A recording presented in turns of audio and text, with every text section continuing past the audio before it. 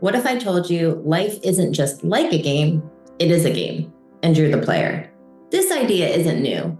Visionaries like Neville Goddard, Ram Dass, and Deepak Chopra have drawn this connection, showing how life's challenges, choices, and triumphs mirror a cosmic game designed for growth and self-discovery. Today, we live in a digital age where video games and virtual worlds continuously capture our imaginations. Maybe it's because our minds are naturally drawn to systems, challenges, and progress. The same elements that make life itself feel like the ultimate game. Think about it. Every obstacle you've faced, every decision you've made, has been like navigating one of the most intricate and fascinating gameplays ever created. The avatar you're playing, the concept of you and the reflection that you see in the mirror, was chosen by your soul before the game even began. And every difficulty you encounter, well, they're not meant to defeat you, they're designed to help you grow and level up. In this video, I'm going to show you how to recognize life here on Earth as not that serious. It's really the ultimate game, one where your beliefs shape your reality and where the end goal is not just survival of one single life on Earth, but enlightenment, a realization of who you truly are. Enlightenment in this context is about remembering the unity that we all share and returning to that oneness with source energy. Once you understand the rules, the game becomes not just easier, but profoundly meaningful and fun. Here's how it starts.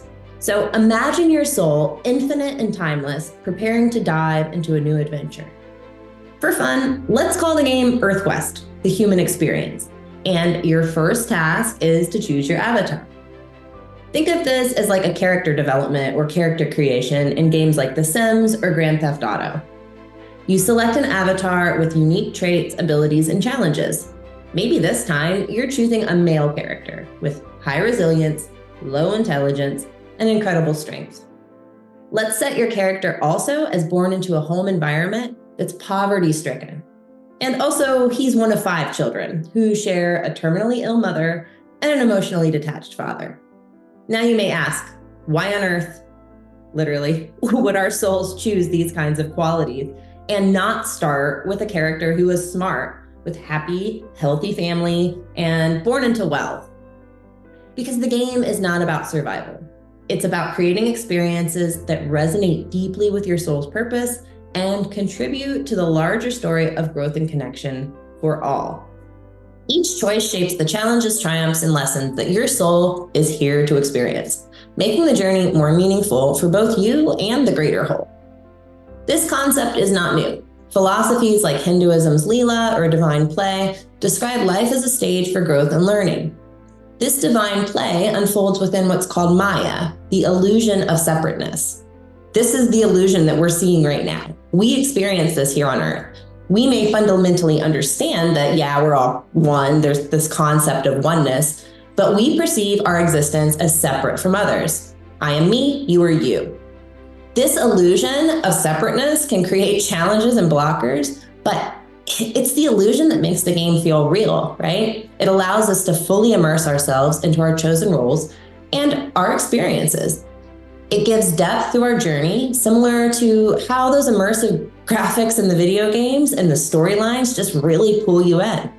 Neville Goddard often spoke about our physical reality, the 3D world that we navigate every single day, as an illusion. He taught that the world we see is nothing more than a projection of our inner beliefs and imagination. The separateness that we experience is part of the illusion. But in truth, we're all one. We're all connected through the divine imagination of the Creator. Once we understand this, we realize that by shifting our inner world up here, our imagination and our beliefs, we can reshape our entire game. And here's a fun tip. Time isn't real. When you're inside this game, sure, you have to follow its rules. You experience time as a sequence, one moment after the next, kind of linear. This is part of the illusion, like a movie or a story that unfolds step by step to keep you hooked. But outside the game, your soul exists in a timeless state. It can see the entire story of your life, and even the lives that you've lived before or might live in the future as part of one big picture. The law of one suggests that past, present, and future are all happening simultaneously. This idea of time is a construct for the 3D world to allow our souls to experience growth. So if time isn't real, then what's death? Really, it's not that bad. In this game, death is simply a chance to reset, a chance for your soul to reincarnate, pick a new avatar, and dive right back in to learn, evolve, and contribute to the greater good of all. Your soul exists outside these constraints, retaining the wisdom from previous lives to help shape your journey in the next. Some players might actually choose very short and intense timelines to gain rapid experience points. Think about that, which could explain early deaths or significant childhood challenges. It's all part of the game, designed for one ultimate purpose: growth, not just to benefit the individual soul, but the entire collective of players. In reincarnation, death is not an end, but a transitional phase where the soul enters a new body with new experiences. In this metaphor, death is like finishing a level, pausing, and respawning with a new avatar, equipped with wisdom retained from the previous levels. Reincarnation involves the soul's growth through multiple lifetimes, learning lessons, and resolving karma. Similarly here, each respawn, or new life, provides opportunities to refine the player's skills, learn new strategies, and contribute to collective progress. As Carl Jung and others have described, our actions and choices influence the environment and opportunities for everyone. We're not just playing our own game, we're co-creating a reality that shapes the journey for all. So let's go over the rules of the game. And how does the game actually work? Well, we have to start with one fundamental thing: beliefs. Beliefs are like the real-time coding of the game. They define the rules and the parameters of your reality. If you believe you're unworthy or incapable, the game responds by generating obstacles and experiences that reinforce those beliefs. But if you believe in your power and potential, the game shifts dramatically, opening doors to growth and success.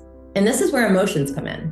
They're like a tuning fork, as Abraham Hicks describes, or a compass constantly signaling whether you're aligned with source energy or not. Positive emotions, like love or joy and peace, indicate that your beliefs and action are in harmony with your highest self. On the other hand, negative emotions, like fear, doubt, or anxiety, signal misalignment, not as an error message, but as a direct response to the code you've written. The game isn't punishing you, it's simply executing the orders and instructions you've given it through your thoughts and beliefs, through your code. So when you feel bad, it's because you're asking the game for outputs that don't really resonate with your true nature.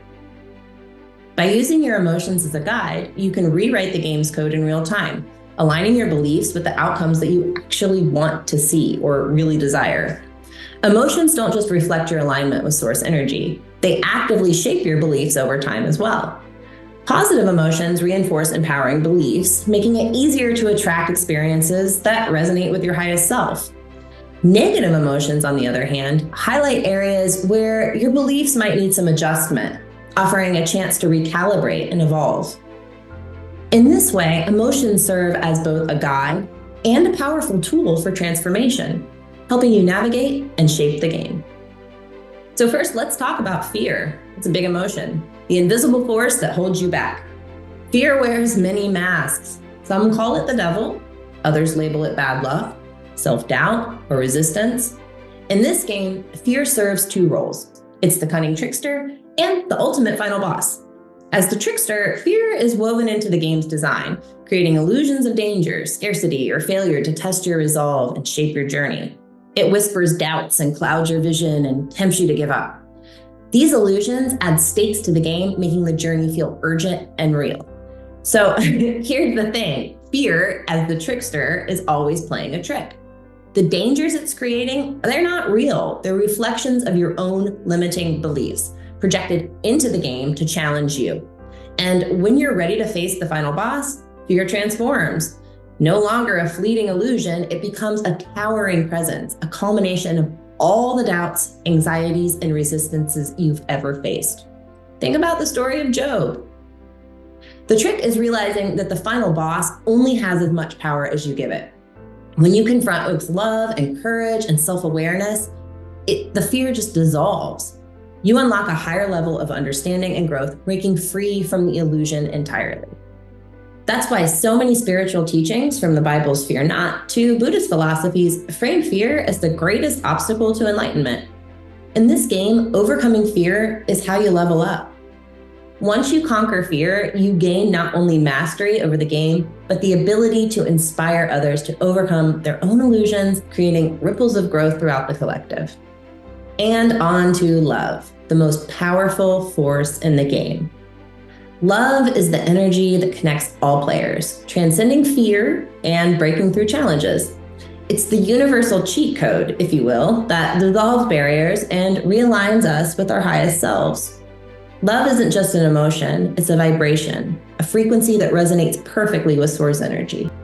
And since emotions are like a compass in this game, signaling whether or not you're aligned with source, then when you feel love and joy and peace, it's because you're fully in sync with your true nature. Love feels so good because it's a reminder of who you truly are. And it also reminds us of the interconnectedness of all things.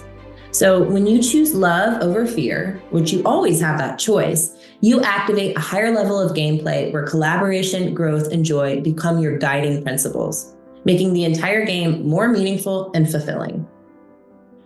Now, let's go on to the multiplayer aspect. Imagine that every single player's actions don't just affect their own progress, but also influence the shared game environment.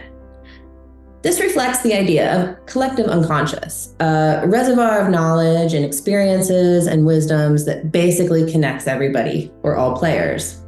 So when you overcome challenges or grow through love, you add value to this collective field, making the game richer and more rewarding for everyone. Just as in a cooperative video game, your success creates pathways and opportunities for others to thrive. This interconnectedness is what makes the journey not just about individual victory, but about uplifting the entire team of souls playing together. Overcoming obstacles gives you experience points and helps you level up. In Buddhist philosophy, fear arises from attachment, keeping us trapped in the cycle of samsara, the endless loop of birth, death, and rebirth. By confronting fear and recognizing its impermanence, we can dissolve the illusion of separation and move closer to liberation, which is nirvana. Similarly, Alan Watts described life as a dramatic play designed to deepen the experience, with fear and suffering serving as essential elements that add depth and meaning to our journey. So in this game, you're never really stuck. The game is designed so you can rewrite the code, your beliefs, at any time, anytime. With practice and intention, you can change the way that the game unfolds, creating a reality that aligns with your highest self. And when love and positive energy become your default setting, the game transforms entirely. So every great game has some power-ups, and life is no different. Let's talk about a few key tools that'll help you along your gameplay. First up, meditation. You hear a lot about meditation, and it's because it's really important. This is your pause button. Meditation allows you to reconnect with source energy, resetting your vibration and stopping any negative energy from dominating your gameplay. Abraham Hicks calls alignment with source the key of well-being. So when you meditate, you also align with source and cultivate love as energy that dissolves negativity and brings clarity to the game. Focusing on love through meditation not only calms the mind, but also strengthens your connection to everything around you. Next up is gratitude. Think of this as a double XP booster. Gratitude amplifies abundance by shifting your focus out of negativity, right? So as Louise Hay said, the more grateful you are, the more goodies you get. When expressed with love, gratitude becomes even more powerful. It reminds us of all the interconnectedness of all the players and deepens our appreciation for the challenges that help us grow. Gratitude also plays a key role in the law of attraction. By focusing on what you're grateful for, you attract more abundance, joy, and everything good into your life. The next tool is visualization. This is like your level editor. So Neville Goddard taught us that imagination is the foundation of reality. When you visualize your desires as if they're already true, you're reprogramming the game's code. So think about this. When love fuels your visualization, you're visualizing good, loving things, you align your intentions with the highest good, making the results even more transformative. This tool is central to the law of assumption, which teaches that by imagining your desires as already fulfilled, you align your vibration with them, making them a reality. You assume they're real, so they become real. So keep in mind, these tools don't just bypass challenges, but they make the game a lot more enjoyable and help you progress faster. And when these power-ups are infused with love, they elevate the entire game, creating a ripple effect that benefits every single player. So what's the ultimate end game if this is a game?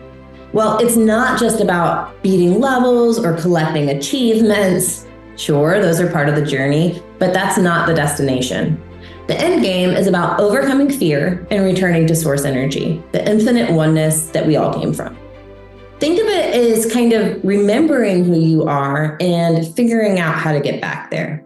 A soul experiencing growth and connection through the illusion of separateness. The Law of One describes this process as moving through the densities of consciousness, like advancing through levels in a game, until we merge back into unity with the Creator. So the real mastery of this game is about aligning with love, the universal energy that connects all players, and not with fear. Love dissolves fear's illusions and rewrites the game's code in real time, your game's code, allowing you to create a reality that resonates with your highest self. When you feel love, joy, or peace, you know you're in alignment. You're right on the right track. But when fear or resistance creeps in, it's your signal to pause, recalibrate, and rewrite the beliefs that shape your experience, or else you're going to get lost. But the game doesn't just end with your victory. That's cool, but when you level up, your actions inspire others to face their fears and rewrite their own code. Every single time you align with love and overcome fear, you contribute to a collective progress that brings us all closer to source. The end game isn't just about winning alone. It's about helping the entire team of souls move towards unity and enlightenment. So life is a game that you were born to play and ultimately win for you and the greater good. By mastering your beliefs, embracing challenges, and using tools like meditation and gratitude, you can create a reality that feels like pure magic. And the best part, when you level up, you inspire others to do the same, bringing us all closer to source.